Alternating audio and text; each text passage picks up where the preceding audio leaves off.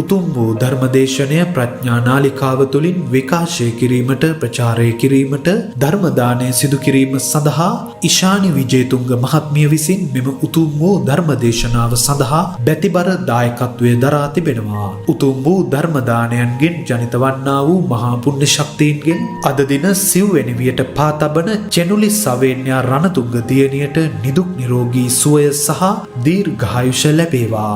ධර්මදේශනය ශ්‍රවණය කළ සියලු දෙනාටද උතුම් ධර්මාවබෝධය ලැබේවා. පින් බලාපොරොත්තු වන්නා වූ මියගිය සියලු ඥාතීන්ටද මේ පින් අනුමෝදන් වී සසර දුක් නිමා වේවා. ගෞරවනීය දේශකයාණන් වහන්සේටත් සියලුම මහා සංඝරත්නයටත් නිදුක් නිරෝගී සුවපත් භාවය ලැබේවා. උතුම් වූ චතුරාර්ය සත්‍ය අවබෝධ වේවා. කොරෝනා ව්‍යසනයෙන් පීඩා විඳින සියලු දෙනාට නිදුක් නිරෝගී සුවපත් භාවය ලැබේවා කියා බලාපොරොත්තු වෙනවා. එසේම වේවා කියා ආශිර්වාද කරනවා. නමෝ තස්ස භගවතෝ අරහතෝ සම්මා සම්බුද්දස්ස. නමෝ තස්ස භගවතෝ අරහතෝ සම්මා සම්බුද්දස්ස. නමෝ තස්ස භගවතෝ අරහතෝ සම්මා සම්බුද්දස්ස.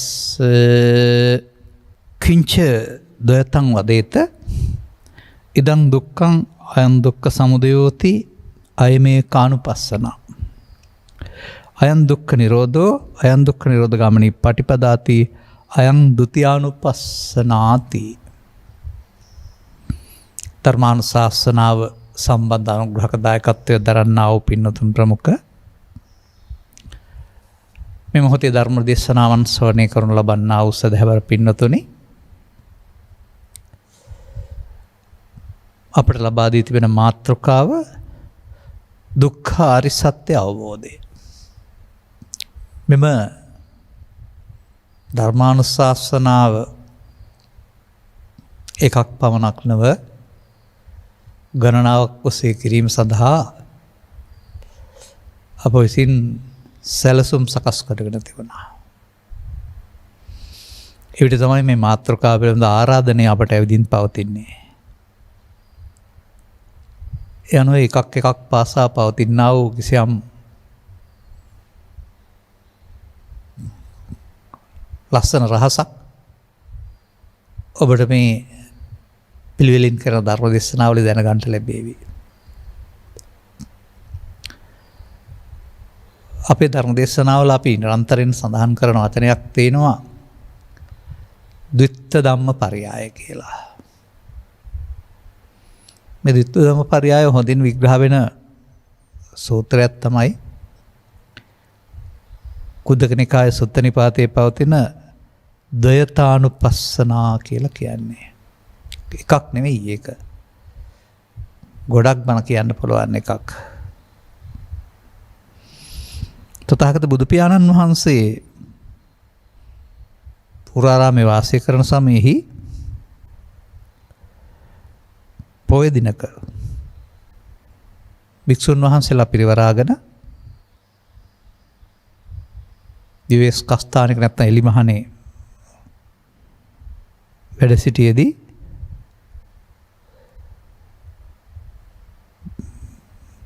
මේ නිහඬව හිටියා භික්ෂුන් වහන්සේලා අමතලා මෙබඳු ප්‍රකාශයක් කරලා තිබෙනවා. යේතේ භික්ඛවේ කුසල ධම්මා අරියා නියානිකා සම්බෝධි ගාමිනෝ කියන මේ පදේ තුල විමසලා තිබෙනවා.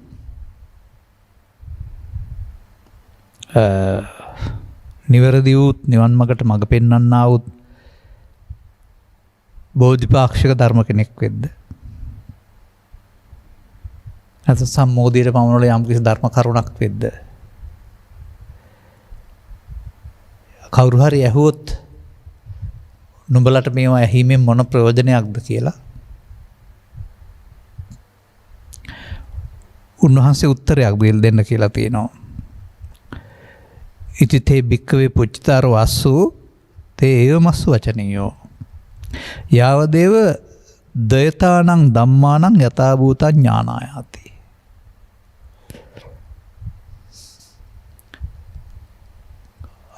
කාරණා දෙකක ධර්මතාව පිළිබඳ යථා තත්ත්වය දැන ගැනීම සඳහා. කාරණා දෙක ලෞකික ලෝකෝත්තර වශයෙන්ුත් පැහැදිලි කරලා තිබෙනවා. ඒ කියන්නේ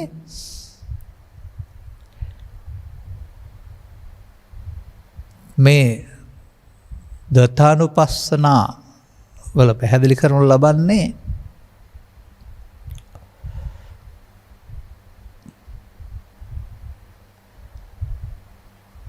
එක්තරා වැරදීමක් සහ නිවැරදි කර ගැනීමක්. ඒක තමයි ඔය ලෞකික ලෝකෝත්තර කියලා තියෙන්නේ.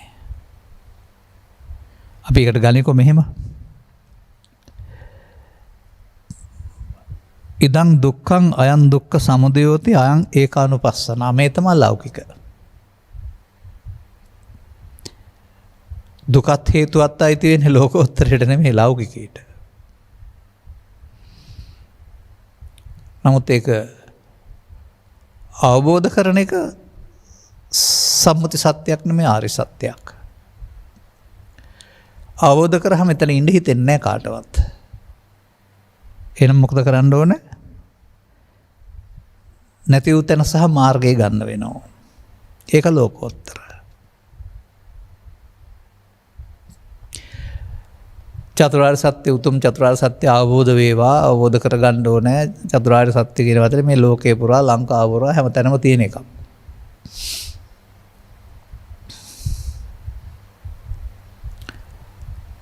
නමුත් මේක සියුම් තත්ත්වයන් පිළිබඳව තේරුම් අරන් නෙවෙයි එහෙම ඒ කියන්නේ කියන එක අපිට නම් තේරෙනවා. ඒ අනුව මේ ඉල්ලීම අනුව දුක විතරක් කතා කරලා හරියන්නේ නැහැ. දුක දන්නවා මිනිස්සු. ආර්ය සත්‍ය අර්ථයෙන් දන්නේ නැහැ. ආර්ය සත්‍ය අර්ථයෙන් ඒක හොයාගන්න ඕන. එතකොට ඒකට හේතුව දැක්ක පුද්ගලයෙකුට නැතිව තැනයි මාර්ගය යන්න සිද්ධ වෙනවා. කොහොමද මේක පෙන්වන්නේ? එවං සම්ම දතානුපස්සිනෝ කෝ භික්ඛවේ භික්ඛුනෝ අපමත්තස්ස ආතාපිනෝ පහිතත්තස්ස විහෙරතෝ දින්නම් පලානං අඤ්‍යතරං පලං පාටිකංකා දිත්තේ ධම්මේ අඤ්ඤා සතිවා උපදිශේෂ අනාගාමිතා. මොකද ඒ කියන්නේ? මේක තේරුම් ගන්න පුළුවන් වුණොත් අනුගමනය කරන්න පුළුවන් වුණොත් මේක තියෙනවා ලස්සන වචනයක්. සම්මා දතානුපස්සිනෝ කෝ භික්ඛවේ භික්ඛුනෝ අපමත්තස පුන පුනා දක්නාසුළු වෙන්න වෙනවා. අනේ පුන පුනා දක්නාසුළු කියන එක පිළිබඳව තමයි ඔය තේරුමක් නැතුව චතුස්සත්‍ය අවබෝධ වේවා කියලා කියා ඉන්නේ. අප්‍රමත්ත වූ කෙලස්ථාන වැර ඇති වෙනත් අපේක්ෂා නැති මේ අයට මේ වඩන්න පුළුවන් නම් මේ පුන පුනා ඉහාත්ම වශයෙන් අරහන්ත ඵලය නැත්නම් අනාගාමී ඵලයෙන් බඹලෝ රූප සුද්ධවස්ස බඹලෝ ගමන දක්වා දෙකෙන් එකකට හිමිකම් කියන්න පුළුවන් වෙනවායි කියලා තියෙනවා. තවත් අපි ගාථාවක් දෙකක් බලලා අදාළ කරුණට යමු. ඒ දුක්ඛං නප්පජානන්ති යත දුක්ඛස සම්භවං යත්තච සබ්බසෝ දුක්ඛං අසේසං උපරුජ්ජති තංචමග්ගං නජානාති දුක්ඛෝප සමගාමිනං. අර ඔබ ඉස්සෙල්ලා අහපු එකම තමයි ඔය පෙන්වන්නේ. යමෙක් දුකයි දුකට හේතුවයි නොදනීද කියලා ඔය පෙන්වන්නේ. ඒක තියෙන ලස්සන වචනයක්. යම් මහන කෙනෙක් කියලා නම් මෙතන නෑ. හැබැයි ඉතින් ඔය එතන භික්ෂුන් වහන්සේලා හිටියට මෙතන මහන කෙනෙක් කියලා නෑ. මේ වචන ටිකක් තේරුම් ගන්න ඕනේ. යමෙකුට කියලා ගන්නවා ඊයේ කියන්නේ. නැත්නම් ඔක බුදුරජාණන් වහන්සේ මහණුන්ට සීමා කරා කියන අර වැරදි මතේ ඉන්නවා. යමෙක් පංචස්කන්ධ දුක්ඛේ නොදනීද? යලිදුහි සමුදය නොදනීද? සර්ව ප්‍රකාරයෙන් නිරවශේෂ කොට නිරෝධය නම් වූයේ නිවීම සහ මාර්ගය නොදනීද?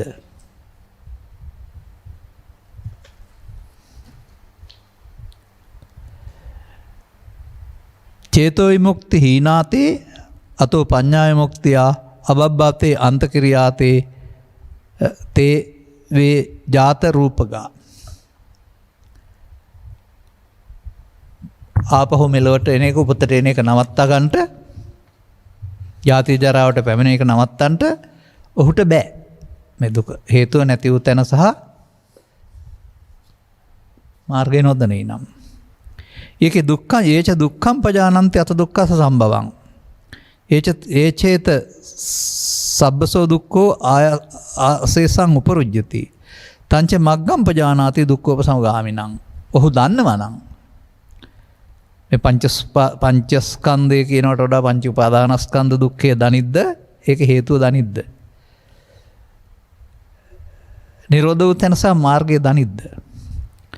චේතෝ විමුක්ති සම්පන්නෝ අතෝ පඤ්ඤා විමුක්තිය හබ්බාතේ අන්තක්‍රියාය නතේ ජාති රූප ජාති ජරූපගා.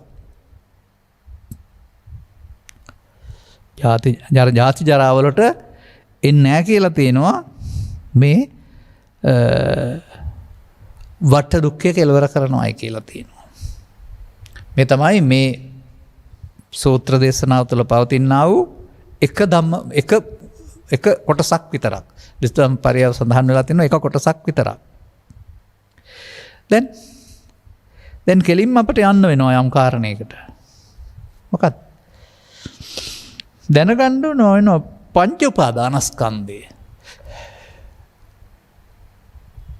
අන්න ආරි සත්‍ය අවබෝධයට දුකයි හේතුවයි පාඩම් කරගෙන ඉඳලා හරියන්නේ නැහැ.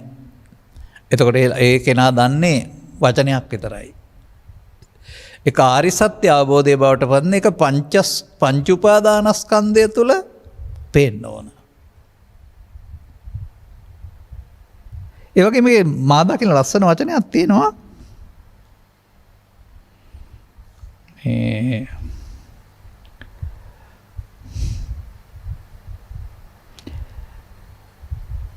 මෙසේ මනාකොට ද්වය ධර්මයන් පුන පුනා දක්නාසලු. අපි හිතන්නේ එක සැරයක් දැකලා ඉවර වෙනවායි කියලා. නැවත නැවතත්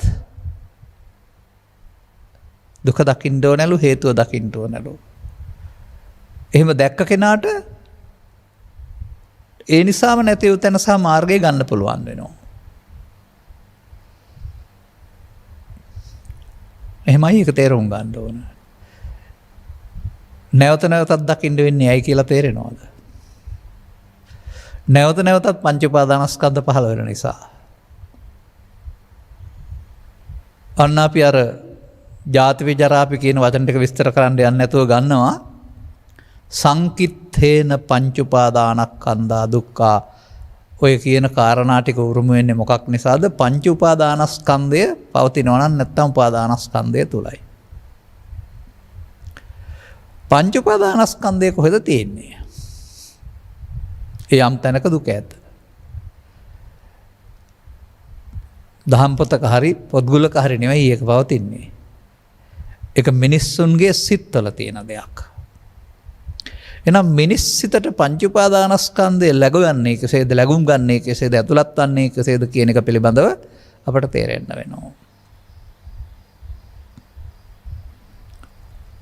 එතකොට බුදු සමයේ විග්‍රහ කරනු ලබන්නා වූ පුද්ගල විවරණය අපි පුද්ගලයා තුළ දකින දැක්මට වඩා එහාට එකත් නොනින් දකින්න වෙනවා. මේ මව්කුසින් බිහිවුණ පුද්ගලයෙක් වශයෙන් ජීවිතාවසානයේ දක්වා මැරෙන කෙනෙක් වශයෙන් උපැන්න සහතිකයෙන් එක නමක ඉන්න අනන්‍යතාවයක් තුළ සම්මතයේ පෙනුනට මේ සිතකය දෙකක පැවැත්මක් බව සහ මේ ජීවිත කාලය තුළම අපි මතක් කරනවා අපට එක දංවලයි කියලා කතා කරාට ඒක තියෙන්නේ පුරුක් ගොඩක් කියලා. ජීවිතේ එකයි වුණාට ඒකේ පවතින ඊට පස්සේ ක්ෂණයක් ක්ෂණයක් පාසා වේගෙන් නිපදී නැතන ස්කන්ධ පංචක සමූහයක් බව අපට තේරෙන්න වෙනවා. ඒවා උපදින්නේ කොහෙන්ද කියන එක පිළිබඳව ඊට පස්සේ තේරෙන්න වෙනවා. හැම කෙනෙකුටම ලෝක ජීවත් වීම සඳහා අඩුපාඩුවක් නැත්නම් දැස දෙකර නැත්නම් ඇස කර නාසය දිවකය නම් වූ ద్వාර පහක් සමග ඒවා ආශ්‍රයෙන් එකතු කරගන්නා වූ දේවල් එසේ උදව් නැතුව ස්මරණය කරන්න පුළුවන් මනෝද්වාරයක් කියන ద్వාර හයක එකතුවක් අපි තියෙන බව ඔබට දැන් තේරෙනවා. ඒ තේරෙනවා විතරක් නෙමෙයි කුඩා දරුවා ඔය තේරමත් තියාගෙන බොහොම සැහැල්ලු වෙනුත් හිටියා කියලා තේරෙනවා. ඒ වුණාට මොනවද දැන් මේ වෙනත් තැනකින් ගත්තොත් මේ දැවෙන දුක්ගිනි අපි මේ 11 තියෙන එකෙන් ගමු ඊට වඩා වැඩිනුත් තියෙනවා අඩුවෙනුත් තියෙනවා නමුත් අපිට දැනගන්න ඕන නිසා සිතේ ඇවිලෙනවා නම් රාග ගින්න දැවෙනවා. සිතේ ඇවිලෙනවා නම් ද්වේෂ ගින්න තවත් මොහොතක දැවෙනවා. ඒ වගේම සිතේ ඇවිලෙනවා නම් මෝහ ගින්න තවත් මොහොතක දැවෙනවා. සවත් මොහොතක ව්‍යාධි ගින්න. ඒ වගේම ජරා වීම දිරා යාම පිළිබඳව ඒ වගේම අහිමිවීම හෙවත් මරණය පිළිබඳව වියෝගය තුළ ඇතිවෙන්නා වූ ශෝකය පිළිබඳව ඒ වගේම ඒක තුළ ඇතිවෙන්නා වූ අඬනවලපන පරිදේවය පිළිබඳව ඒ වගේම ඒ නිසා ඇතිවෙන්නා වූ දුක පිළිබඳව දුක් දොම්නස් කියනවා. ඒ වගේම මේ නිසා දරාගන්න බැරිව ඇතිවෙන්නා වූ කායික නෙමේ මානසික ආතතිය හෙවත් දැඩි වෙහෙස පිළිබඳව එක වෙලාවකට උපදින්නේ නැහැ. මේ තමයි පංච උපාදානස්කන්ධය තුළ වරින් වර හට ගන්නා වූ දුක්ගිනි. දැන් මේක කොහෙද තියෙන්නේ? දැන් මේක තිබෙන්නේ සිතෙයි. සිතට හටගන්නේ ඇසෙන් කනෙන් නාසයෙන් දිවෙන් කයෙන් සිතෙන් හම්බ වෙන අරමුණු තුලයි අරමුණු පදනම් කොටගෙනයි. මතක තබා ගන්න.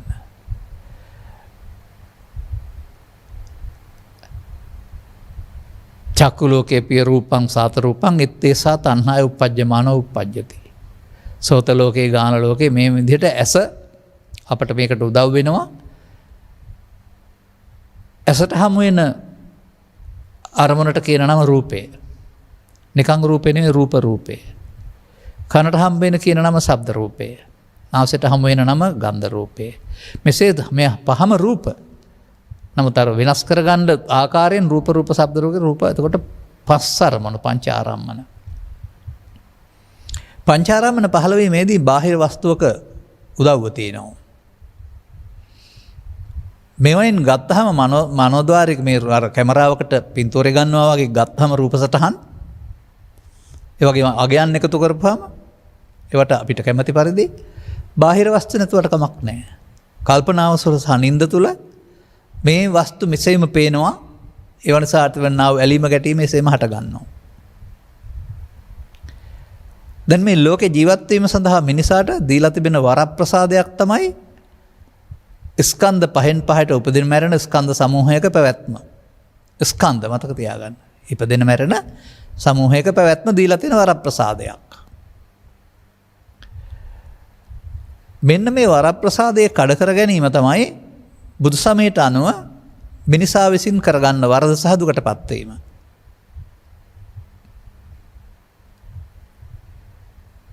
බයිබලයේ ගැන්වීමට අනුව නම් ගත්තොත් ඔන්න ඔයන දීලා තියෙනවා අය දැන් නොයන කැමති ගහකින් කෑවට කමක් නැහැ. හැබැයි තහනම් ගහේ ගෙඩි කන්න එපා. මොකද උනේ? තහනම් ගහේ ගෙඩි කෑවනනේ.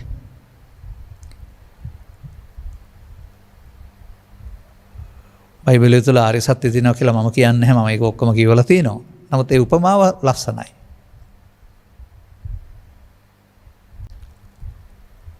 අන්න අපේ අයට වෙන වැරද්ද මේක තමයි. ජීවිතේ දුකයි නෙමෙයි. හොඳට මතක තියාගන්න. ජීවිතේම දුකයි කියලා ගීපද ලියලා තිබුණාට බුදු සමයේ තථාගතයන් වහන්සේ රහතන් වහන්සේලා නැත්තම් සෝවාන් වෙන අය දුක මිදීම ආරම්භ කරපු අය. රහත් වුණ අය දුකින් මිදුණ අය. ඒ ජීවිතය තුළමයි දුක නැත්තේ.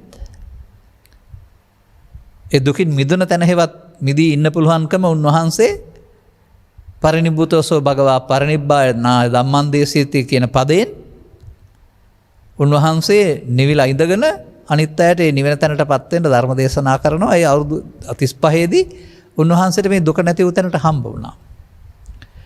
මිනිසා මෙලොවට ඇවිදින් හොයන්නේ දුක නැතුව ජීවත් වෙන්න. නමුත් මිනිසාගේ දර්ශනේ වැරද්දක් නිසා මිනිසා එන්න එන්න දුක් ගින්නට අහු වෙනවා. අන්නේ ඒක තමයි අර දුක හේතුව පෘථග්ජන අනාර්ය. නැති වූ තැන මාර්ගයේ තේරෙනකොට ආර්ය වෙන්න පුළුවන්කමක් වෙන්නේ. එහෙනම් අපට පංච උපාදානස්කන්ධය කියන්නේ ජීවිතේ නෙමෙයි. පංච උපාදානස්කන්ධය කියන්නේ ඇහෙන් කනෙන් නාසයෙන් දිවෙන් කයෙන් මොහොතක් පාසා උපදින දෙයක් බව තේරෙන්න වෙනවා. තේරුම් ගන්න ඕන කාරණාව. අපට එහෙම බලන්න බැරි වුණ කාරණේකුත් තියෙනවා. දැන් බලන්න තථාගතයන් වහන්සේ සම්බුද්ධත්වයේ විග්‍රහ කරනකොට රූප වේදනා සංඥා සංකාර විඥාන කියන පහට එන දේවල් මගේ සහ මගේ ආත්මය කොට ගන්න තාක්කල් මම සම්බුද්ධත්වයට කට කළේ නැහැ. එතකොට උපාදානෙන් මිදුණෙන් පස්සේ උද්ධත්වයට කට කරයි කියලා. දැන් මම අහන ප්‍රශ්නයක් තියෙනවා සමාජයෙන්. රූප කියන්නේ ශරීරය නම් උන්වහන්සේ උපාදානෙන් මිදුණා කියලා මොකද්ද වෙච්ච වෙනස? අර ඇඳුමමයි අර ශරීරයමයි අර පුද්ගලයාමයි සිතින් අල්ලාගෙන නිදහස් වුණා කියලා නිදහස් වෙන්න පුළුවන්ද? නමුත් ලෝකයා ජීවත් වෙනකොට පරිහරණය කරන්නේ රූප ශබ්ද ගන්ධ රස පොට්ටබ්බ ධම්ම කියන අරමුණු 6. මේකට බුදුන් වහන්සේ වදාරලා තියෙනවා සියල්ල කියලා. සබ්බංගෝ භික්ඛවේ දේසිස්සාමි. ඉන් පිට සියල්ලක් නැහැ කියලා තියෙනවානේ. මොනවද? අසත් රූපයත් කනත් ශබ්දයත් නාසයත් ගන්ධයත් මේ සියල්ල තුලයි මේ සියල්ල දැනගන්න ඕනේ සහ නිදහස් වෙන්න ඕන. කායත් පහසත් සිතත් අරමුණොත්. දරවල් 6ට ගන්නා වූ අරමුණු 6 සියල්ල කියලා කියනවා. එතකොට එතෙන්දි තේරුම් ගන්නට තවත් පදයක් තියෙනවා. පස්පලකින් ශාලාවකට ඇතුල් වෙන්නා වූ ආලෝකය එක තිරයකට කේන්ද්‍රගත කරලා තිබුණොත් හැමතැනින්ම මේ කේන්ද්‍රගත වුණු තැනට ආලෝකය එකතු වෙනවා. අන්න ඒ වගේ මේ පස්පල සකස් කරලා තියෙන ලෝකෙත් තියෙන જાති අඳුනගන්න. පුදුම නිර්මාණයක් මේක. නමුත් මේවා කේන්ද්‍රගත වෙන්නේ සිතට. ඒ කියන්නේ ඇහෙන් සිත, කනෙන් සිත, නාසයෙන් සිත, දිවෙන් සිත, කයෙන් සිත, සිතෙන් සිත කියලා මේක සිත. පස්පලෙන්ම පිනවන්න හිත කියන එක තේරුම් ගන්න නැහැ. පෘථග්ජනයා පස් දොර පහකට බෙදාගෙන පිනවන්න යනවා. ඒ නිසා එකට එකක් ලොකුත් වෙනවා වුන්ට. නමුත් තථාගතයන් වහන්සේ වදාරනවා දොරවල් පහට හිත පිහිටයි හිත උන්ගේ අරමුණු රසය විඳී කියලා. මේ පාර පිළිබඳ අවබෝධයෙන් තොරව මෙතෙන් යන්න බෑ. ඒකයි මේ කාරණා මතක් කරන්නේ මම.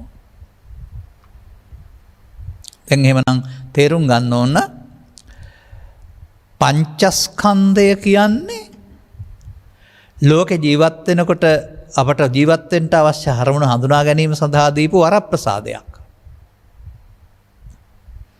බාහිර තියෙන වස්තුවක් ඒකට ආලෝකය වැදුනහම ආලෝක කිරණ මගින් ඇසහරා ගමන් කොට එහි ඒහා සමාන හැඩරුවක් ඇති දෙයක් චිත්තාභ්‍යන්තරේ නැත්තම් ඇසේ ප්‍රසාදය තුල පතිත කරනු ලබනවා.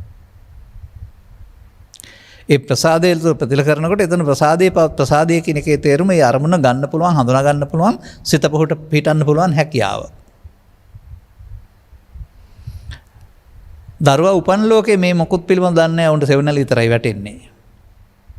අම්මා වැටුණත් අම්මා කියන්න දන්නේ නැහැ. උඩින් තියෙන කැරකෙන මල වැටුණත් ඒක කැරකෙන මලක් කියන්න දන්නේ නැහැ. නමුත් අනතුරු අම්මා තාත්තා ඔක්කොම මේවට වචන දෙනවා. මේ අම්මා, මේ තාත්තා, මේ මල, මේ හොඳ, මේ නරක, මේ කෑම. අන්න එහෙම තමයි වට අගේ එකතු කරන්නේ, වටිනාකම්. ඒ දැනගැනීම අවශ්‍යයි. ඊට පස්සේ අම්මා දකින්නකොට ඒ අම්මා කියන්න දරුවා හඳුනා ගන්නවා චක්කු විඥානය. අන්න ඒ විදිහට මේ ඇස තුළ පහළ වෙන්නා වූ රූපය අපි විඳින්න ඕන. තම තමන්ට කැමති පරිදි. ඒ සඳහා සීමාවක් පනවලා තිබෙනවා. සැප හෝ දුක් හෝ උපේක්ෂා වශයෙන් ඒක තියෙන වෙනස්කම් වලට අනුව විඳ ගන්න ඕනේ කියලා. ඒ රූප අරමුණ හඳුනා ගන්නා වූ ස්කන්ධය, වේදනා ස්කන්ධය, රූපේ ස්වභාවය සහ වේදනාවේ ස්වභාවය හඳුනා ගන්නා වූ ස්කන්ධය, සංඥා ස්කන්ධය. වෙන වෙනම නෙමෙයි තියෙන්නේ, මතක තියාගන්න. රූප වේදනා සංඥා තුනෙන්ම කරපු කාර්යයට අනුව එතෙන් එකතු වෙන්නා වූ ස්කන්ධය සංඛාරය. රූප වේදනා සංඥා සංකාර හතරම කරපු දේ අඳුරා ගැනීම විඥානය. එහෙමයි මේක තේරුම් ගන්න ඕන. මේ තරම් වෙලා යන්නෙත් නැහැ, මීට එහා හඳුනා ගන්න ඕනෙත් නැහැ. එතකොට එහෙනම් අර චිත්‍රපටයක් නරඹන විට අතක් උස්සන රූපරාමුවක් දකින්න රූපරාම 26ක් දාන්න ඕන කිව්වා වගේ අපිට මේ කටයුතු කිරීමේදී මේ රූපරාමු වගේ ස්කන්ධ පහක් හටගෙන නැතෙනවා, තව පහක් හටගෙන නැතෙනවා. මේ පහෙන් පහේව ගොඩක් නැතෙනකොට තමයි අපි යම් ක්‍රියාවලියක් දකින්නේ. ඒක ඒ ස්කන්ධ පංචක ඉදීම නැතිවීම තථාගතයන් වහන්සේ වදාරන්නේ උපමාවක්වත් දක්වන්න බැරි තරම් වේගවත් කියලා. ඒ නිසා උතනින් එහාට ඔක බෙදන්න ඕන නැත්තේ මේ බෙදීමත් තේරුම් ගැනීම විතරයි කරන්න ඕන කාර්යය. මේ පහෙන් කරන කාර්යය තේරුම් ගන්න. මෙසේ ලෝක හැමෝටම තථාගතයන් වහන්සේ එළි පරිදි මේ වචන ටිකට අදාළ මේ ක්‍රියාකලාපය ලෝක ජීවත් වෙන්න දීලා තියෙනවා. ජාති ආගම් කුල ભેදකින් තොරව. අන්න එතන වරදින්නේ තම තමන්ට ආවේනික විදිහට. ඒක පොදු නෑ.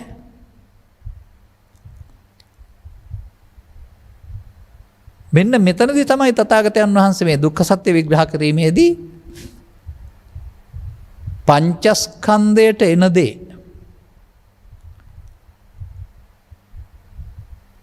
එක්ක ඇති කරගන්නා වූ ඇලීම ගැටීම මුලාවට තමයි කියන්නේ ඒතං මම ඒතෝහං අස්මින් ඒසෝ මේ අත්තා.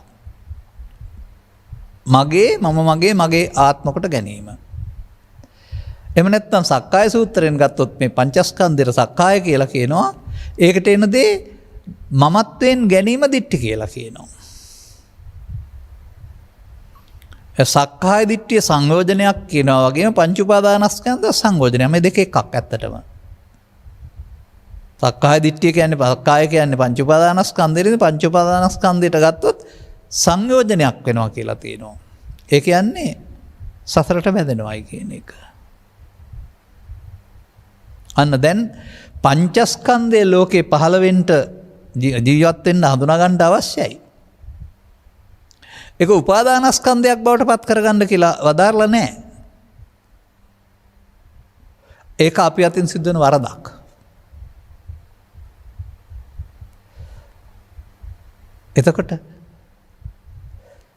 එතකොට ඇස නිසා පහළ වෙන රූපේ මෙසේ උපාදාන කරගන්න ගියාම හතුරා මිතුරා ආදී කොට ඇලීමෙන් ගැටීමෙන් ඒක නිසා අපිට අර සංයෝජන වීම සිද්ධ වෙනවා. එහෙමත් නැත්නම් අර අපි කතා කරපු රාගෝච දෝසෝච මෝහෝච ව්‍යාධි වශයෙන් මේවා ගන්නවා අපි. ඒකට තමයි ඇලීම මුලාව ගැටීම මුලාව කියලා කියන්නේ. දැන් එතකොට පංච උපාදානස්කන්ධය පෘථග්ජන පුද්ගලයා තුළ රූපයක් හමු වෙනකොට ඇසේ පහළ වෙන එක. කනේ ශබ්දයක් ඇහෙනකොට ශබ්දයේ දක්වන්නා වූ ප්‍රතිචාරය මත හොඳ වචනයක් නරක වචනේ පරුස වචනයක් ආදී වශයෙන් ඒකත් එක්කලා ඇති වෙන්නා වූ ඇලීම ගැටීම තුල තමයි ඒක පංච උපාදානස්කන්ධයක් බවට පත් වෙන්නේ.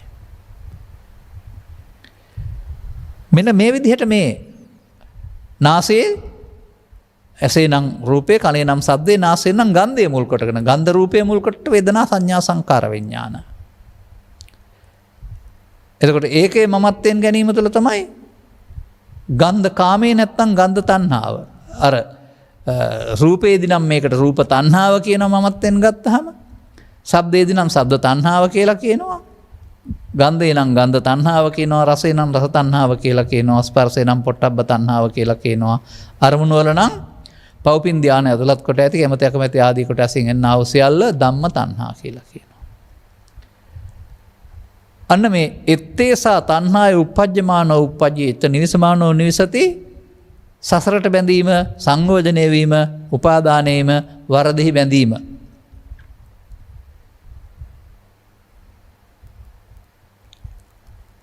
පංචස්කන්ධය පහළ වෙන එක දුකක් නෑ.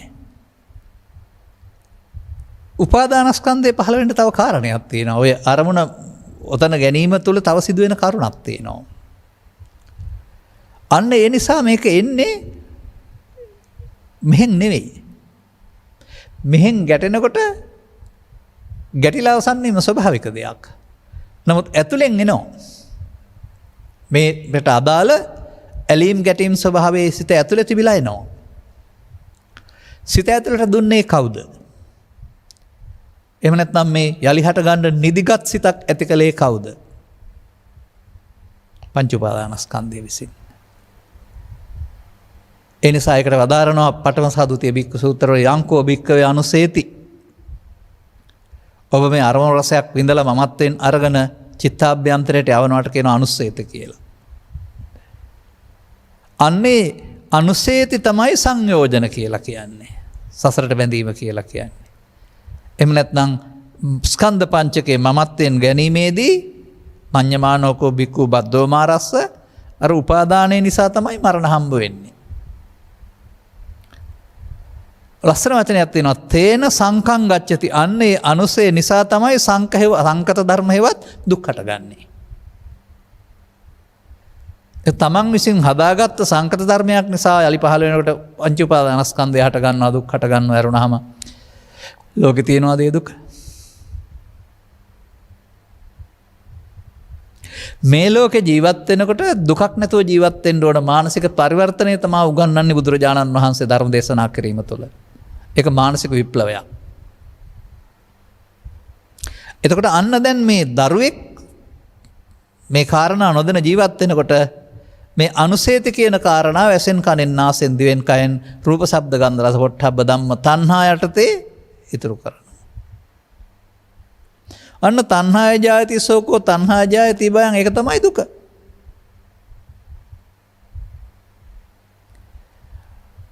එහෙමනම් අපි පංච උපාදානස්කන්ධය දුකයි කිය ඉඳලා හරියන්නේ නැහැ.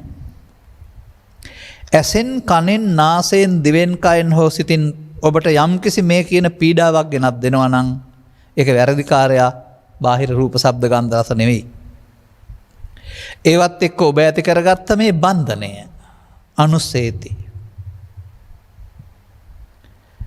අන්න දුකට හේතුව තණ්හාව කියලා කතා කරන්නේ. ඔය තණ්හා අනුසයෙන් තමයි තණ්හාව හටගන්නේ. ඊට පස්සේ අපි අනුසයට තිබ්බහම අන්න ඊට පස්සේ ගැටෙනකොටම නිදහසේ බලන්න විදිහක් නැහැ. රූපයක් දැස ශබ්දයක් දැස නිදහසේ බලන්න විදිහක් නැහැ. අපි හදාගත්ත එකේ තෙන්න එනවා. අපේ ධර්ම දේශනාවල මේ සඳහා උපමාවක් තිබෙනවා. තථාගතයන් වහන්සේ වදාළ කන්දක වගේ පවතිනා වූ සංගතනිකායේ කිරුක්කෝපම සූත්‍රය ආශ්‍රයෙන් ආපහු මේක එන හැටි හරි ලස්සනට පෙන්නලා තිබෙනවා. මේ උපමාව පිළිබඳව අපට බොහෝ දෙනෙක් ප්‍රශංසා කරලා තිබෙනවා. ඒක අපේ වැඩක් එහෙම නෙමෙයි තථාගතයන් වහන්සේගේ තේරෙනවායි කියලා. මෙසේ ඔබ විසින් අරමුණක් තුළ උපාදාන කරගත්ත හේතු චිත්තාභ්‍යන්තරයේ තිබෙන විට ඔබට නිදහසේ ලෝක දිහා බලන්න බෑ. ඒක පෙන්වන්නේ කිටේරියක් අරගෙන ගහක පස්පලකට කෙටුවොත් පස්පලෙන්ම එන්නේ ගහ ඇතුලේ තියෙන කිරි කියන අර්ථයෙන් පෙන්වලා තිබෙන්නේ කිටේරිය තමයි රූප ශබ්ද ගන්ධ රස පොට්ටබ්බ ධම්ම අරමුණ. පස්පල තමයි අසකරනාසය දිවකය. ගැටෙනකොට උපදින්නේ අර ගහේ තියෙන කිරිහිවත් පංච උපාදානස්කන්ධය. දැන් ළමා කාලේ පංච උපාදානස්කන්ධයක් නොතිබී නැවත ලෝක ජීවත් වෙන්න පංච උපාදානස්කන්ධයක් හදාගෙන මේක දිවා රාත්‍රී දෙකේ ඇසට කනට නාසට ගැටෙන හැම අවස්ථාවෙදීම උපදිනවා නම් දැන් පරිලාහ නිරේ නෙවෙයිද? දැන් ඉන්නේ පරිලාහ නිරේ වැටිලා.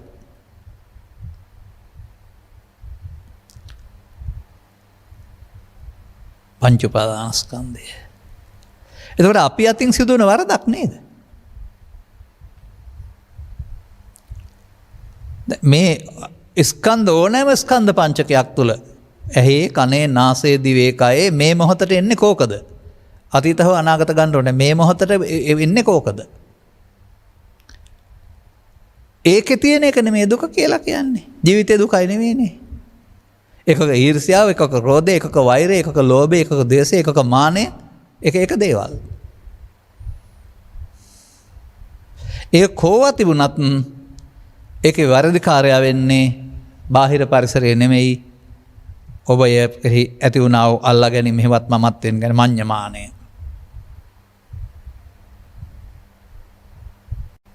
ඒක තමයි පංච උපාදානස්කන්ධය තුළ ඔබ දවන්න හේතුව ඔබ මේවා උපාදානය කර ගැනීම.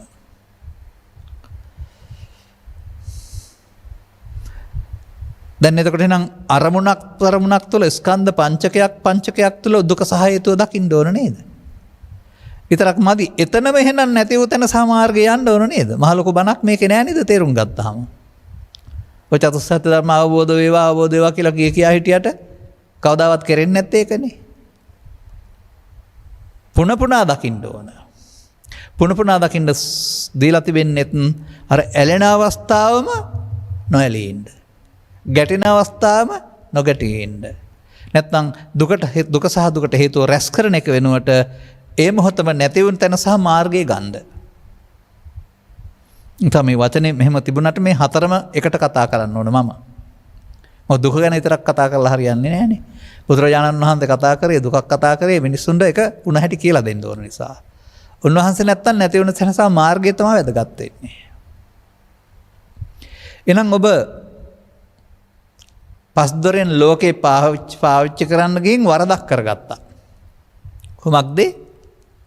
මේවත් එක්කලා ඔබ කිසියම් සංකල්ප රාගයක් ඇති කරගත්තා. තම තමන්ට කැමති පරිදි රුචි අරුචි පරිදි.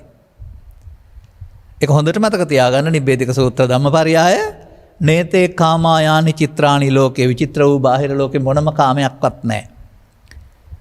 තමන්ට දුක් ගෙනත් දෙන්නේ තමන් ඒකත් එක්කලා ඇති කරගත්තා වූ ඇලීම ගැටීමට අනුව ඒක චිත්තාභ්‍යන්තරයට තියලා තිනවා. ඒක ඇවිදින් දුක් දෙනවා. දැන් බලන්න මේක නැවත ඉපදීමේ දුක වශයෙන් ඔබට තේරුම් ගන්න බැරිද කියලා. එහෙමයි දකින්න ඕන. මේක චිත්තාභ්‍යන්තරයට ගත කරපුවාම අනුසය කරාම නැවත උපදිනවා. ඒක තමයි නැවත ඉපදීමේ දුක. ඒ දුක නැති කරන්න නම් නැවත උපත නැති කරන්න ඕන. නැවත නැති කරන්න නම් නැවත උපදින්න තියන්න නැතුව ඉන්න ඕන. මේ මම කතා කරන ධර්මපරියාය පොතේ නෙවෙයි තිබෙන්නේ. පොත මං උදව් කරගන්නවා දහම් පෙළ වශයෙන්. ඔබේ ඇස තුල, කන තුල, නාසය තුල, දිව තුල, කන තුල, සිත තුල උපදින ස්කන්ධ පංචකය තුලයි මම මේ කතා කරන්නේ. ඒක තේරුම් ගන්න තරම් ඔබට නුවණ එන්න ඕන. මේක තව සැරයක් මම ඔබට වෙන විදිහකින් පෙන්නන්නම්. මගේ දේශනාවල මම පැහැදිලි කරලා තියෙනවා. මේක වෙන හැටි. මේ නිදන්ගත වෙන හැටි නැත්නම් නැවත උපදින්න තියෙන හැටි. අන්නේ තියෙන එක නැති කරන එක තමයි මේ නැති උතන සාමාර්ගය කියන්නේ. ඒ අපි අතින් සිදුවන ප්‍රමාද විහාරීත්වය නොකර ඉන්න එක තමයි. එතකොට තියන්නේ නැත්තම් නැවත උපදින්නේ නැහනේ. අර නැවතත් මේක කරන්න ඕන කියන වචනෙන් කියන්නේ අන්න ඒක තමයි. අපි නැවතත් කරලා තමයි දුක වැඩි කරගත්තේ. අන්න පෘථග්ජන පුද්ගලයා ජීවිත අවසානය දක්වා නැවතත් ඕක කරනවා. පෘථග්ජන පුද්ගලයාට ස්කන්ධ පංචකෙන් පංචක ඉපදීම මැරීම තේරෙන්නේ නැහැ. අරමුණ අල්ලා ගැනීමෙන් දුක හට ගන්නවා කියන එක තේරෙන්නේ නැහැ. තවදුරටත් ඔහු මේ ගිනි අඟුරු කැටේ තදින් අල්ලා ගන්නවා. අයිස් කැටෙත් තදින් අල්ලා ගන්නවා. තදින් අල්ලා ගත්තොත් ගිනි අඟුරු කැටේටත් පිච්චෙනවා, අයිස් කැටේටත් පිච්චෙනවා. ඒ මොකක් නිසාද? තදින් අල්ලා ගත්ත නිසා. ඒ තදින් අල්ලා ගැනීම කියන වචනේ තමයි මෙතන මේ උපාදාන කියන වචනෙන් පෙන්වන්නේ. අතින් අල්ලා ගන්න නෙමෙයි. දැන් මේක 아무තු දෙයක් නෙමෙයි. මේ මාවට අනන්තවාරයක් නැත්තම් කීපවාරයක් දේශනාවල පැහැදිලි කරලා තියෙන දෙයක් මේ ආයෙත් පෙන්වන්න හදන්නේ මේකට අදාළ නිසා. මේක වෙන හැටි. මේක වෙන හැටි හොඳ ලස්සන දහම් පෙළක් මේ ත්‍රිපිටක සූත්‍ර දේශනාවල සූත්‍ර දේශනා 100 ගණනක දහස් ගණනක තියෙනවා. ඒකට හේතුව ඒ පුද්ගලයාට දේශනා කිරීමේදී ඔවුන් උදෙසාම පැහැදිලි කළ බැවින් අපට එකකින් දැනගත්තත් ඇති. නමුත් අපට මේ පෙළ આવොත් අපි නොකිය බෑ. මේ වරද වෙන හැටි අන්න අර දුකට හේතුව රැස් කරන හැටි තේරුම් ගන්න ඕන. කොහොමද පැහැදිලි කරන්නේ? ඇස තුල නම් තින්නම් සංගති පස්සෝ. ඇසේ ප්‍රසාදය, ගෝචර රූපයේ සෙවණැල්ල සහ චක්ක විඥානය. මේ තුන එකතු වෙනකොට පළවෙනි පස්ස චෛතසිකය. දැන් එතන තමයි මේ වැඩේ වරදින්නේ. වේදනාව විඳින්න තහනම් නැහැ පස්සපච්චා වේදනා. සැප දුක් උපේක්ෂා වශයෙන් තථාගතයන් වහන්සේ පවා මේ කිඹුල් වතින් එන සෙවණැල්ල සැපයි කියලා එහෙම නැත්නම් සමහර ගීත මිහිරි කියලා අදාළයි කියලා සඳහන් වෙලා තිබෙන්නේ. ඒ කියන්නේ ඒකේ තිබෙනවා උපාදානයෙන්තර විඳීමක් තියෙනවා ලෝකේ. විඳීම නෙවෙයි වැරද්ද තියෙන්නේ. වේදනා පච්චය තණ්හා අන්න එක තමයි වේදනාව මම වෙනවා කියන්නේ අල්ලා ගන්නවයි කියන්නේ. ඔය මම කියන්නේ එතෙන්ටයි. මායන්නට හෝ කායට නෙමෙයි. ස්කන්ධ පංචකයට එන දේ මම කොට ගැනීම කියලා පෙන සක්කාය දිට්ඨියේදී. තණ්හා වුණොත් එතනින් එහාට මේක මොහොතක් තුල ක්‍රියාවලිය නිසා ඊතුරු වරද හෙවත් සසරට බැඳෙන එක නවත්තන්න බෑ. තණ්හා පත්‍ය උපාදාන උපාදාන පත්‍ය භව අන්න ඉදිගත්තා සිතට. අන්න දුකට හේතුව රැස් කළා. තණ්හා උපාදාන භව. දැන් භව පත්‍ය ජාති. අන්නවත උපදිනවා. මේක අරමුණ තුළ දකින්න. දැන් පංච උපාදානස්කන්ධය එහෙනම් හටගන්නේ මොකක් නිසාද? අනුසේති ඔබ තියලා තියෙනවද දුක උපදින්න හේතුව? ඒ නිසා ගැටෙනකොට දුක හට ගන්නවා. තේන සංකම් ගච්ඡති. නවත්තන්න නම් මොකද කරන්න ඕන? නානුසේති නමීයති තියන් නැත්නම් මනින් නැත්නම් අනුසේ හිස්සුන දවසට එහෙන් එන්න නැහැ කාරණයක්. මතකේ නෙමෙයි මේක ලෝභ දේශ මොහ වශයෙන් තණ්හා උපාදානකට ගත්ත අවිද්‍යා සංකාරය.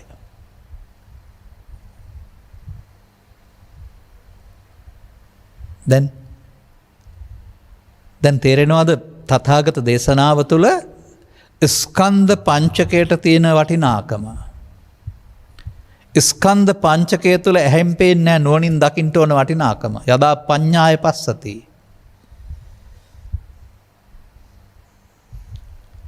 ඉතින් මේක ලෝකේ පවතින මොනම සමයක් තුළ තියෙන ධර්මග්‍රන්ථ තුළවත් මේක පෙන්වන්නේ නැහැ. මොකද අපි බොහෝ දේවල් ඒවා කියවලා තියෙනවා. අපේ බුදු සමය තුලත් ස්කන්ධ පංචකය කියන්නේ ශරීරය කියලා හරි ස්කන්ධ පංචකය කියන්නේ වේදනා සංඥා සංකාර නාම රූප කියන්නේ ශරීරය කියලා හරි දකින්න තාක්කල් අපටත් ඕක කියා ඉන්න ඇරුණාම ඒ තණ්හාව නැති කරන්න බෑනේ. රූප තණ්හාව රූපේදී නැති කරන්න ඕන. ශබ්ද තණ්හාව ශබ්දේදී. ගන්ධ තණ්හාව ගන්ධේදී. ඉන්ද්‍රිය භාවනා සූත්‍රය කියන්නේ ඒකනේ. ඒ ඇසේ කනේ සිදුවන වරද කරගෙන තියෙන්නේ අපි. මේ වරදකින් සත්‍යය කරගන්න නිසා තමයි සත්‍යයට අවිද්‍යාව පත්‍ය සංඛාරා නැත්තම් පෘථග්ජනය කියලා බුදුන් වහන්සේ නමක් තියලා තියෙන්නේ. උන් අවිද්‍යාව තුළ දුක්ම රැස් කරනවායි කියලා. අන්න මේ සේරුම් ගන්න පුළුවන් කණක් නැත්තම් මනුස්ස ජීවිතයක් අරගෙන මේ දේවල් තේරුම් ගන්න සවන් දෙනකොට සවනට අමා බිම්බිදුසේ ලෝකෙට බැන ඉන්න මේ සමාජයේ ඔබට අදත් හෙටත් දකින්න පුළුවන් වෙයි. ශ්‍රවිදුස්සේ මාධ්‍ය ඔස්සේ ලෝක වැරදිකාරයෝ කරනවා. තමන්ට සිදුවෙන මදිකම් වලට පුංචිකම් වලට කම්පනයට අදාළ කාරණාවලට දොස් පාරනවා ලෝකෙට. ඒක තමයි පෘථග්ජනයාගේ ලක්ෂණය. නමුත් අදත් එදත් ඉදිරියටත් ලෝකේ ලාභාලාභ නින්දා ප්‍රශංසා කියන මේ ධර්මතා සිදු වෙනවා. ඒව නෙවෙයි දුක් ගෙනත් දෙන්නේ. ඒවයින් මම හදා ගැනීම හේවත් බාර ගැනීම. බාර ගැනීමෙන් බාර ගන්නා හැදෙනවා. බාර ගැනීමෙන් යලි උපදින්න චිත්තාභ්‍යන්තරයට හැඟ වෙනවා. අද තියපු දේ හෙට නැවත මතක කරගෙන යලි උපදිනවා. නැවත ඉපදීම. දැන් පංච උපාදානස්කන්ධය කියන්නේම නැවත උපදීම. ඉතින් ඒකේ දුක තියෙනවා. දැන් හරිද? අපි තව බලමු පදයක් දෙකක් අරගෙන. උපාදානේ බයං දිස්සා ජාති මරණ සම්භවේ අනුපාදා විමුච්ඡanti ජාති මරණ සංඛයේ. මේ ජාති මරණ ගැන දෙන්න උපාදානේ බියක් වශයෙන් දකින්න. එතකොට දුකත් හේතුවක් දැක්ක වෙනවා. උපාදානෙන් මිදෙන එක නැති වුණ සහ මාර්ගය. උපාදානස්සකෝ අහං වච්ච උත්පත්තිම් පඤ්ඤාපේමි වච්චගොත්ත පිරවැජී මම උත්පත්ති පනවන්නේ උපාදාන සහිත නම් උපාදාන රහිත වුණ දවසට උත්පත්තියක් නැවත ඉපදිල්ලක් නැහැ. තමන්ගේ චිත්තාභ්‍යන්තරයේ හිස් වුණාම ඇතුළතින් රාග දේශම උපදින්න නැති බව තේරෙනකොට තමන්ට නැවත උපතක් නැති බව තේරෙනවා කියන්නේ ඒකයි.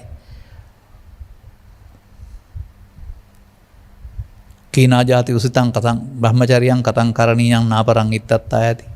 ජාතිය සීනවිය. ජාතිය සීන වුණා නම් ජරා මරණ නෑනේ. ජාතිය සීන වෙන්නේ මොකක් නිසාද? භවපච්චා ජාති භව නිරෝධයෙන් නිබ්බාන. භව කොහෙද එහෙනම් තියෙන්නේ? අරමුණ තුල. අන්න අරමුණ තුල කාම අරමුණෝනින් හදා ගන්නා වූ භවය කාම භවය. රූප කුසල පුණ්‍ය අපුණ්‍ය දෙපැත්තට.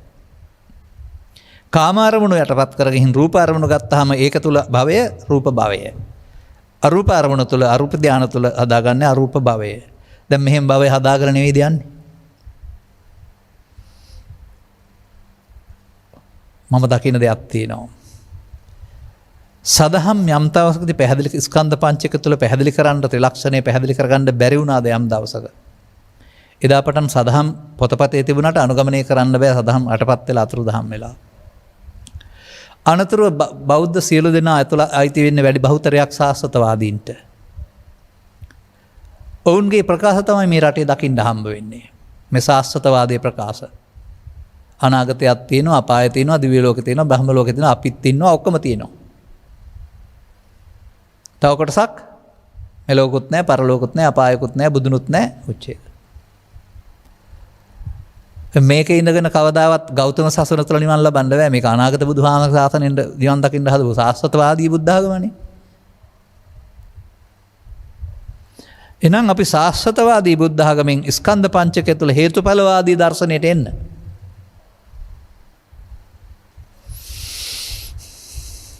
දැන් මම පෙන්වුවේ මොකද්ද? ඒක අරමුණක් තුළ පෙන්වුවා, ඇස තුළ පෙන්වුවා, ඔබ හැම එකක් තුළම දකින්න. ඇස තුළ නම් රූපය, කන තුළ නම් ශබ්දය, නමුත් ඔක්කොම පස්සපච්චා වේදනා තමයි. හයම. වේදනාවට ඇලුම් කරන එක, ගැටෙන එක අපේ පෞද්ගලික දුර්වලකමක් Tamanට රුචි අර්ධි පරිදි. අන්න ඒකට තමයි අල්ලා ගැනීම, මඤ්ඤමානේ නැත්තම් මම නොදේ මම කොට ගැනීම නැත්තම් අනිත්‍ය දේ නිත්‍ය කොට ගැනීම කියලා කියන්නේත් ඒක තමයි. අපි ත්‍රිලක්ෂණය මෙතෙන්ද ගන්න නැතුව ඉමු. නැවතත් අරමුණක් පාසා පස්සපච්චා වේදනා, වේදනා පච්චා තණ්හා, තණ්හා පච්චා උපාදාන, උපාදාන පච්චා භව. දැන් මොකද මේ දුක හට ගන්න හේතු රැස් කරනවා. දැන් රැස් කරන එකක් පාසා හෙට අනිද්දාට ඉන් අනිද්දාට අන්න ඒ සංකෝ විසාකේ සතම් ප්‍රියානි. ඔබ මේ ඇලෙන කරුණ ඇහෙන් කලින් නාසෙන් 100ක් හදාගත්තද ලෝභ දේශ මොහ ඊර්ෂ්‍යා ක්‍රෝධ වෛරය යටතේ තේන සංකම් එයින් දුක හට ගන්නවා.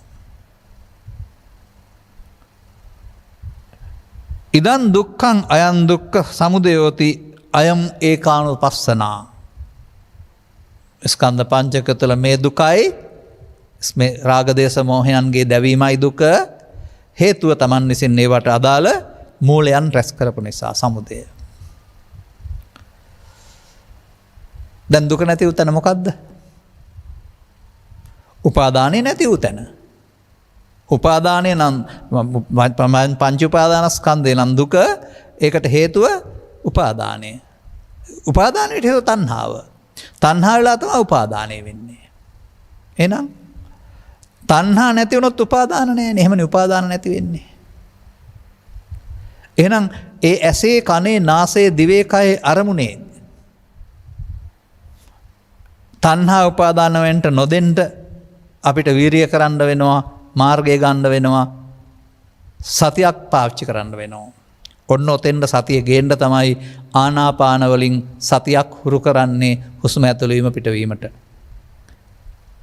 ආනාපාන සති කියන්නේ හුස්ම ඇතුළු වීම පිටවීම නෙමෙයි. හුස්ම ඇතුළු වීම පිටවීම නිකන් සිද්ධ වුණා.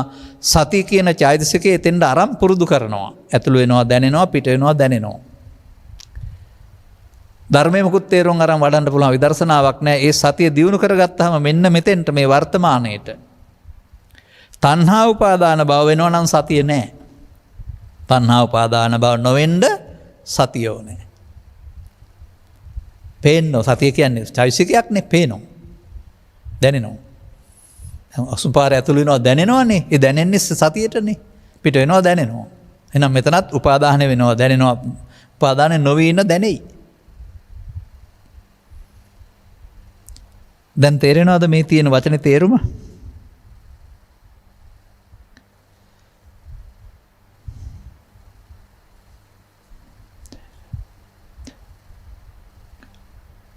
පුන පුනා මෙසේ මනාකොට ද්වය ධර්මයන් පුන පුනා දක්නාසුළු. එක ස්කන්ධ පච්චයක් තුළ දුක හේතුව නැති වූ තැන මාර්ගය දැක්කා. එහෙනම් මාර්ගය ගත්තනම් දුක ඉවර වුණා. ඊළඟ ස්කන්ධ පංචකයේ දුක හේතුව දැක්කොත් නැති වූ තැන මාර්ගය ගන්න. නෑ ඒ පුන පුනා දකින්න ඕන කියන්නේ ඒකනේ. චතුස්සත්‍ය අවබෝධ කරගන්න ඕන ස්කන්ධ පංචකය තුළ. ඊට එහාට මොකුත් නෑ ඒකේ. මේ සියුම් තැනට ආවේ නැති නිසා ලියනවා කියනවා පාඩම් කරනවා අනාගතය අවබෝධ වේවා කියා ඉන්නවා. පෘථග්ජනින් වෙන කරන්න දෙයක්වත් නැහැනේ. මොකද මේ ස්කන්ධ පංචකය තුල අවබෝධ කරගන්න ඕන දෙයක් ස්කන්ධ පංචකයේ මනාව තේරුම් ගත්තේ නැත්නම් අවබෝධ කරන්න බෑ. එහෙනම් පෘථග්ජනයට පුළුවන් දුකට හේතුව රැස් කර කර දුක් විඳින්න විතරයි. අර පස්සපච්චා වේදනා වේදනාපච්චා තණ්හා තණ්හා කියන්නේ ඇලීම ගැටීම මමත්වයෙන් ගැනීම. අන්න තස්සායව තණ්හාය ඒ ස්කන්ධ පංචකයේ රූපයේද ශබ්දයේද ගන්ධයේද ඊර්ෂ්‍යාවද. අශේෂ විරාග නිරෝධෝ ශේෂ වෙන්න දෙන්නේ නැතුව එහි පවතිනා වුණ ඒකට පවතින නන්දිය ඔබට අතහරින්න පුළුවන් නම්. දැන් ඒ තමයි නැති කරන මාර්ගය. එතකොට මොකද වෙන්නේ? අශේෂ විරාග නිරෝධෝ තණ්හා නිරෝධ උපාදාන භව තණ්හා උපාදාන භව නිරෝධ වෙනවා.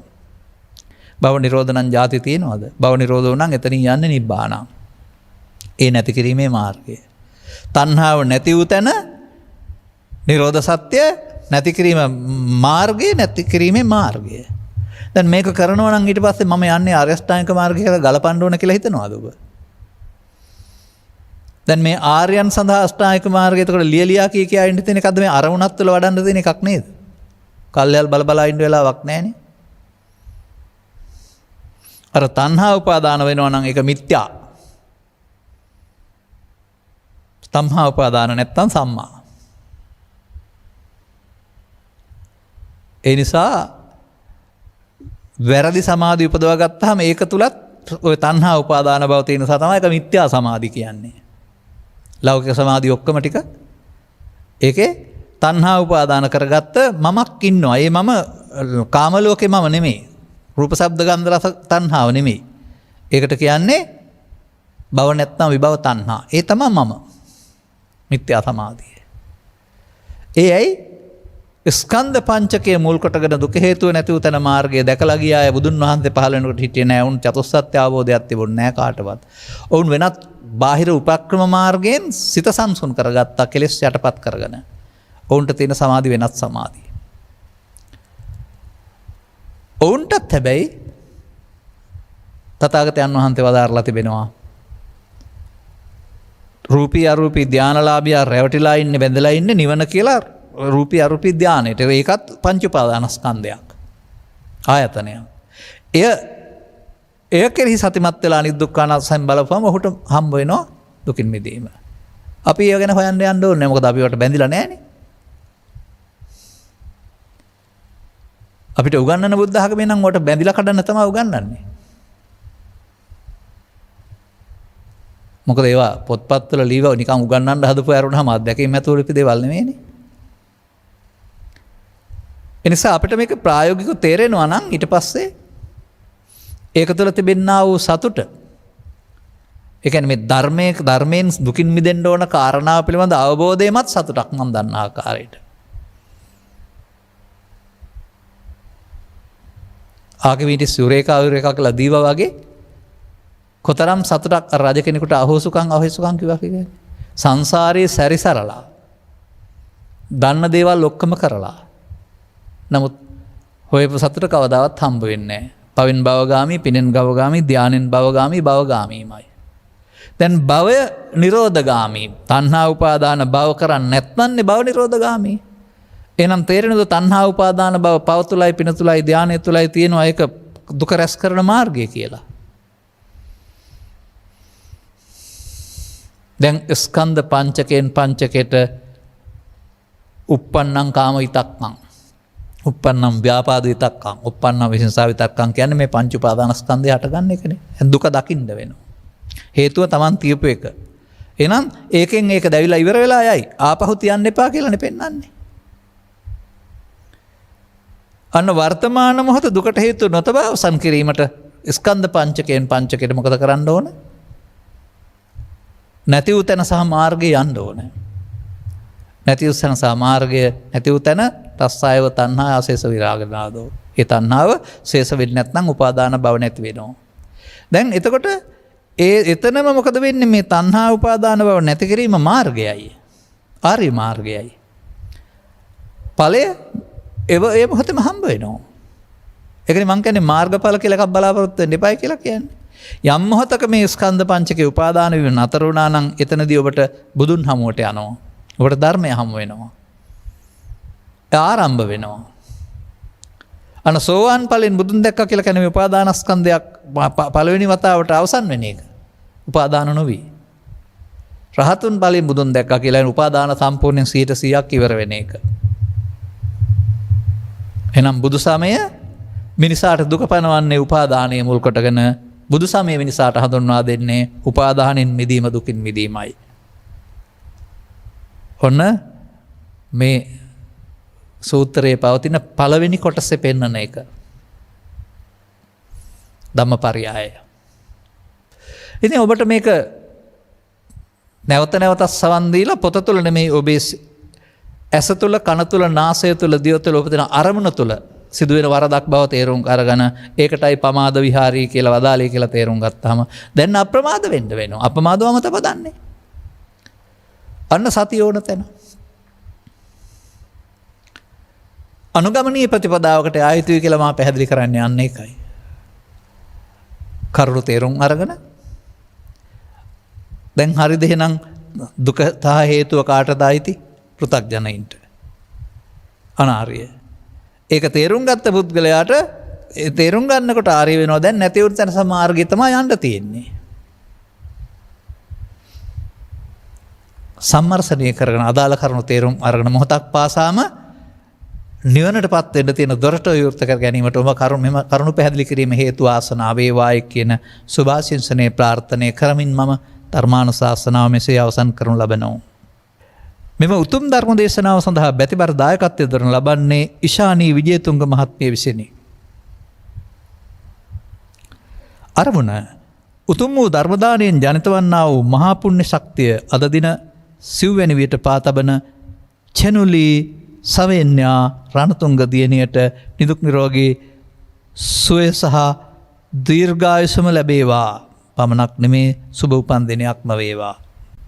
ධර්මදේශනය ශ්‍රවණය කළ සියලු දෙනාට උතුම් ධර්මාබෝධය ලැබේවා. සැබවින්ම මාර්ගය වටහා ගන්නට අවශ්‍ය එක තැන පැහැදිලි කිරීමක් කළා පැයක් තුළ මම.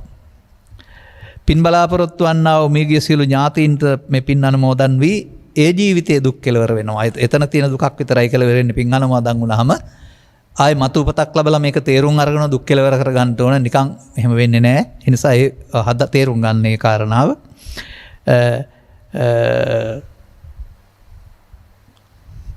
ගෞරවනීය දේශකයන් වහන්සේටත් සියලු මහා සංඝරත්නයටත් නිදුක් නිරෝගී සුවපත් භාවය ලැබේවා. උතුම් චතුස්සත්‍ය අවබෝධ වේවා. ඔය කියන්නේ චතුස්සත්‍ය අවබෝධ වෙලා ඉන්න තමයි මෙතන දුක් නැති කරගන්න මේ යන පාරේ අනිත් අයට මේක කරන්න කියලා කියන්නේ.